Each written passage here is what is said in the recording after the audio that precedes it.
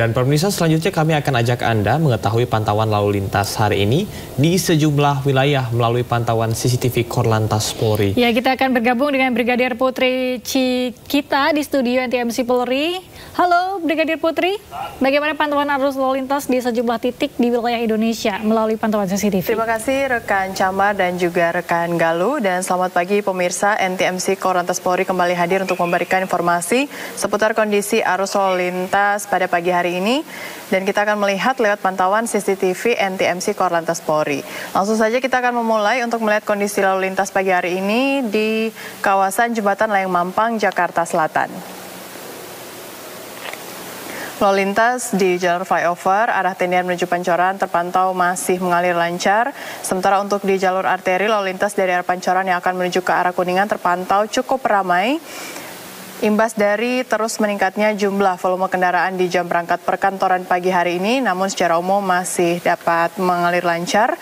Begitupun untuk di jalur tol lalu lintas dari arah Pancoran yang akan menuju ke arah Kuningan.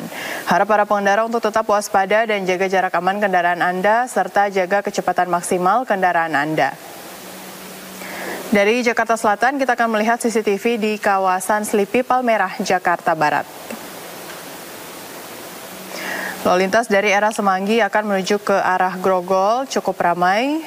Kemudian untuk lalu lintas dari arah Semanggi akan menuju ke arah Petamburan juga terpantau ramai, dominasi kendaraan pribadi baik roda 2 maupun roda 4. Dan untuk lalu lintas dari arah Semanggi yang akan menuju ke arah Pejompongan ataupun ke arah Cawang juga terpantau cukup ramai, namun saat ini masih ramai lancar. Dan untuk di tol dalam kota Cawang Grogol juga terpantau masih mengalir lancar, kecepatan kendaraan juga masih ditempuh dalam batas normal. Harap para pengendara untuk tetap waspada dengan tidak menerobos jalur berlawanan arah, dan dihimbau kepada para pengendara untuk berhenti di belakang garis stop. Selanjutnya kita akan melihat kondisi arus lalu lintas pagi hari ini dari kawasan Pospol Simpang Sadang, Jawa Barat. Lalu lintas dari arah Cikopo atau Cikampek yang akan menuju ke arah Purwakarta dan arah sebaliknya terpantau masih normal lancar. Begitupun untuk lalu lintas dari arah Cikopo atau Cikampek yang akan menuju ke arah Subang ataupun ke arah Cirebon. Dan untuk lalu lintas dari tol Cipularang yang akan menuju ke arah Subang atau Cirebon juga terpantau masih mengalir lancar, sedikit mengalami antrian kendaraan hanya menjelang traffic light, namun selepasnya lalu lintas dapat berjalan normal kembali. Kami himbau untuk mengecek kembali kondisi fisik kendaraan Anda serta kelengkapan surat-surat kendaraan dan patuhi aturan dalam berlalu lintas. Baik, yang terakhir kita akan melihat kondisi arus lalu lintas di kawasan Pasar Lemabang, Palembang, Sumatera Selatan. Lalu lintas dari Jalan R.E. Marta Dinata yang akan menuju ke arah Pasar Kuto atau Pelabuhan Bom Baru dan arah sebaliknya terpantau masih normal lancar. Begitupun untuk lalu lintas pagi hari ini dari Jalan Bambang Utoyo yang akan menuju ke Jalan R.E. Marta Dinata. Dihimbau kepada para pengendara untuk tetap berhati-hati dikarenakan jalur ini terdapat banyaknya aktivitas masyarakat karena adanya pasar.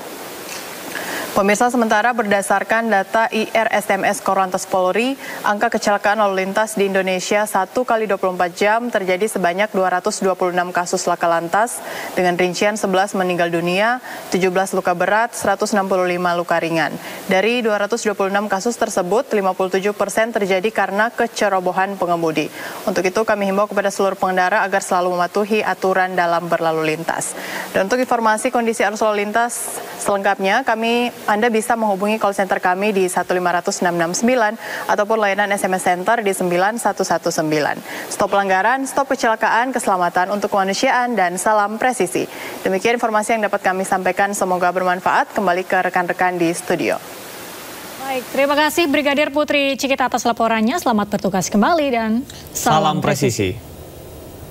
Pemirsa, unjuk rasa menuntut Roy Suryo ditahan terjadi di Kota Malang, Jawa Timur. Pengunjuk rasa menilai Roy Suryo membuat gaduh seluruh negeri dengan membuat hoaks dan tidak menghormati mantan kepala negara.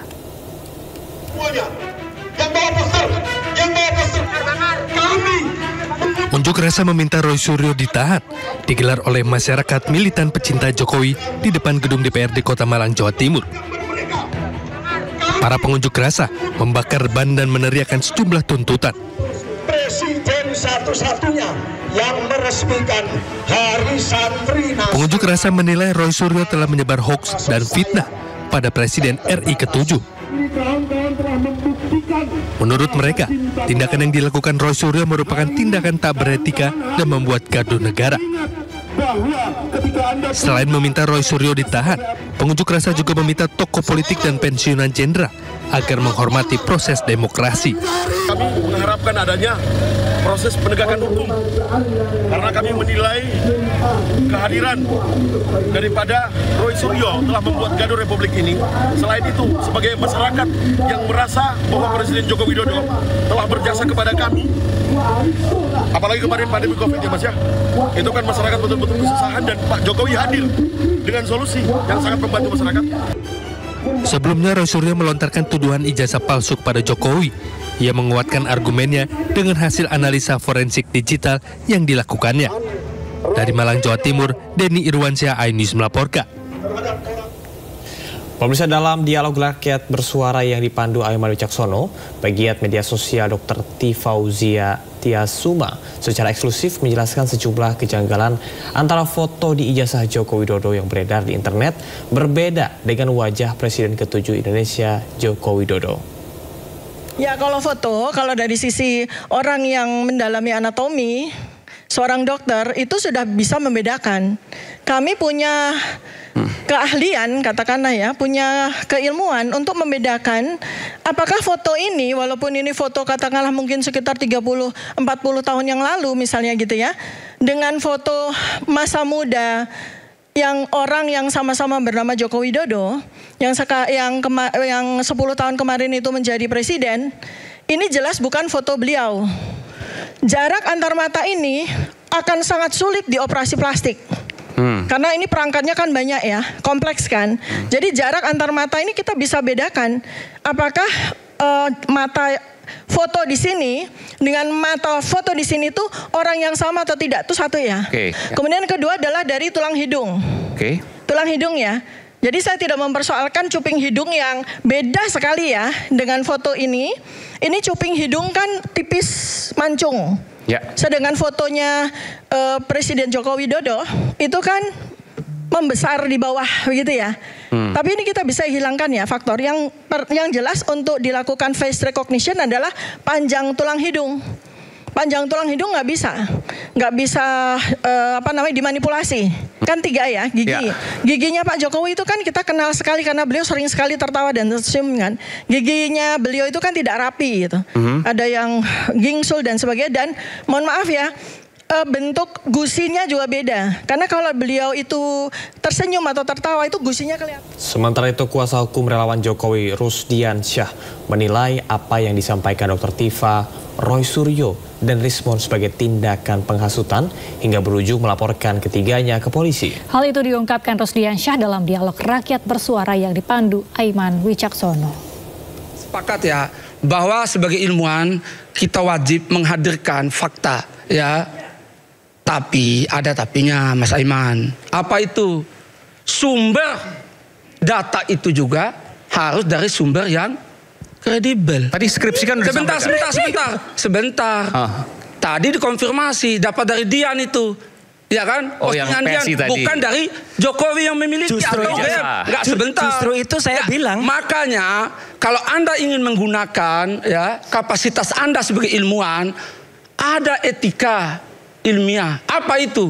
Ya kan? Apa itu? Anda ilmuwan nggak? Anda ilmuwan nggak? Apa itu etika ilmiah apa? Coba tolong sampaikan etika ilmiah. Anda ilmuwan nggak? Ya. Menurut siapa? Dalam buku apa? Kata profesor siapa? Coba. Sebentar. Coba. Ini bagian saya ini. Ini bagian saya, bukan bagian Anda. Anda harus tanya saya nanti. Nanti saya jawab dulu. Ya saya jawab dulu. Anda nanya terus bagaimana ini? Ini aja Anda menuduh kita tidak etis secara ilmiah. Kami bertanya. Ya makanya saya jawab. Saya jawab. Mau dijawabin nggak? Ya dengar. Diam Anda makanya. Jelaskan. Ya dengar. Biar dengar. Jadi gini Mas Aiman. Ya. Jadi sumber data yang diperoleh oleh teman-teman ini ya melakukan kajian atau studi atau apa ya terkait ijazah ya, terkait ijazah ya. Etika ilmiah itu apa? Enggak sebentar. Sebentar, Bu. Terkait ijazah ya, terkait ijazah diperoleh dari bukan pemilik ijazah misalnya atau dari UGM. Bahkan ya UGM sendiri sudah klarifikasi Mas Aiman beberapa kali bahwa ijazahnya asli. Nah, orang-orang ini ya yang kami laporkan di Polres Jakarta Pusat ini ya telah menyalahgunakan ya. Catat ini pidana loh, menyalahgunakan. Ya telah menyalahgunakan. Maksudnya gimana? Ya, sorry, siapa yang menyalahgunakan? Ya, siapa yang menyalahgunakan? Orang-orang yang kami laporkan. Oke. Ya, mereka bertiga ini menyalahgunakan. Dalam konteks yang kami laporkan ya, kan saya dalam konteks dilaporkan. Oke. Menyalahgunakan apa? Terduga terlapor yang kami sampaikan tadi ya telah menyalahgunakan keahlian mereka dengan menghasut orang untuk melakukan dugaan tindak pidana. Makanya kami laporkan.